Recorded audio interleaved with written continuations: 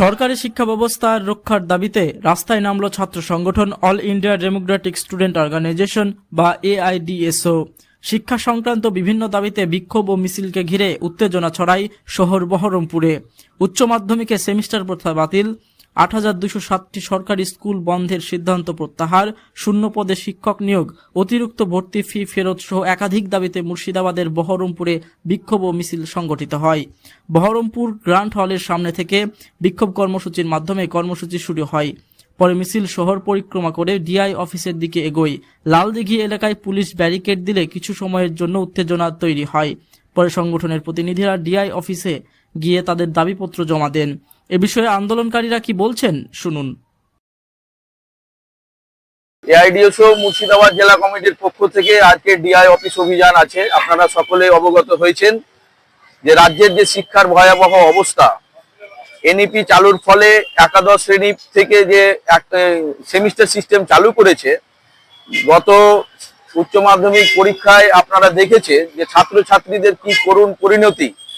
School সিলেবাসের বই পাঠ্যপুস্তক না থাকার ফলে অনেক ছাত্রছাত্রীকে পিডিএফ এ পরীক্ষা দিতে হয়েছে এবং অনেক ছাত্রছাত্রী সে পিডিএফ পর্যন্ত পায়নি। তার ফলে অনেক ছাত্রছাত্রী এই শিক্ষা থেকে অনেকটাই বঞ্চিত হয়েছে। আমরা দায়িত্বশীল ছাত্র সংগঠন হিসেবে মনে করি ভয়াবহ এই একাদশ শ্রেণী থেকে সেমিস্টার সিস্টেম বাতিল করতে হবে। এমনিতেই প্রাইমারি প্রাথমিক স্কুলগুলোই শিক্ষার করুণ অবস্থা, ফলে উচ্চ শিক্ষায় এবারেই আপনারা দেখেছেন অর্ধেকের কম ছাত্রছাত্রী স্কুল কলেজ ইউনিভার্সিটিতে ভর্তি হয়েছে। আমরা একটা দায়িত্বশীল ছাত্র সংগঠন হিসেবে মনে করি এই সিস্টেম যদি চালু হয় তাহলে আজকে সাধারণ গরিব ঘরের সাধারণ ছেলে মেয়েদের কাছে লেখাপড়াটা হয়ে যাবে বিলাসিতা।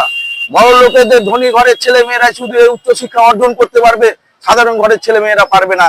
এইরকম অবস্থাতেই আপনারা দেখলেন যে এই এসআইআর প্রক্রিয়া চলছে, তার মধ্যে ভোটে নির্ঘণ্ট বাজতে না বাজতেই সমস্ত সরকারি স্কুলগুলোতেই আধা সেনাবাহিনী আপনারা রেখে দেওয়ার একটা সরকার এবং প্রশাসন একটা ব্যবস্থা করছে। আমরা মনে করি যে যদি সেনাবাহিনী থাকতে হয় তাহলে স্কুল শিক্ষাকে পঠন পাঠন বন্ধ করে নয়, কারণ এমনিতেই আপনারা দেখেছেন যে সরকারি স্কুলগুলোই প্রায় হাজার হাজার শিক্ষক, রাজ্য সরকারের দুর্নীতির ফলে যে সব শিক্ষকদের চাকরি চলে গেছে, কোন স্কুলে শিক্ষক নিয়োগ এখন পর্যন্ত হয়নি। তারপর স্কুলের এমনিতে পরিকাঠামো অভাব, পঠন পাঠন ঠিকঠাক হচ্ছে না, তারপর এই সেনাবাহিনী রাখার ফলেই ছাত্রছাত্রীদের সমস্ত শিক্ষা জীবন থেকে তারা পিছিয়ে যাচ্ছে। এর বিরুদ্ধে আমাদের লাগাতার আন্দোলন হচ্ছে। তারই ধারাবাহিকতায় আমরা মুর্শিদাবাদ জেলা কমিটির পক্ষ থেকে আজকে ডিআই এর উদ্দেশ্যে আজকের আমাদের এই অভিযান অনুষ্ঠিত হচ্ছে। আপনার নাম? সাবির আলী, AIDSO মুর্শিদাবাদ জেলা কমিটির সম্পাদক।